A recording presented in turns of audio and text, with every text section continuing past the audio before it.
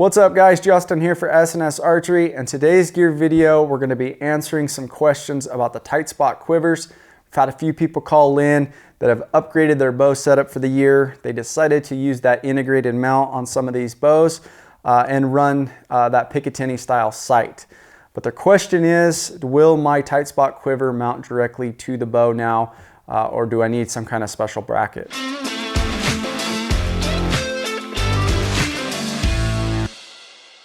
A lot of these new bows are using an integrated pick rail here in the front and here in the rear for the rest.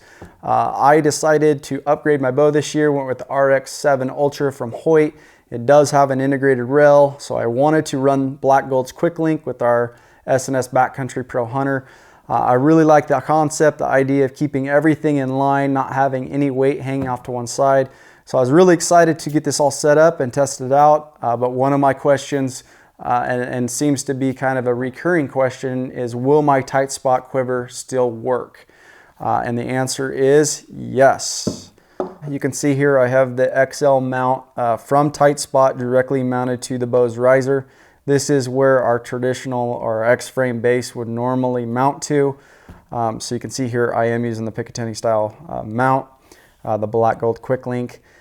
When you mount this bracket, you want it to, that L shape, you want it to go away from your hand or away from the riser. If you run it inwards, which we typically would if it was mounted on the dovetail, the latch itself doesn't have enough room to bite. So you can see there, I have it on there. Next thing, you're just going to throw your Tightspot quiver on. You can see there I have a full amount of bite. And before it even comes close to hitting my riser, at least 3/16 to an 1/8 inch of clearance below, which is perfect. I want it nice and tight up to my setup. So the only thing you're going to have to watch is your cable driven rests. I'm going to be watching this, see if I'm getting any wear or rubbing.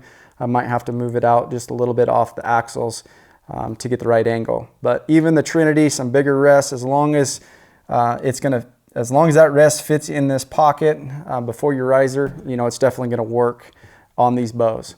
Hopefully I'll have a V3X to do the same test as well, do some comparisons on how this is going to line up. But if you're, you know, a guy that wants to run that pick rail, especially on the new Hoyt RX-7 and the RX-7 Ultra, you can do it and keep that Tightspot quiver.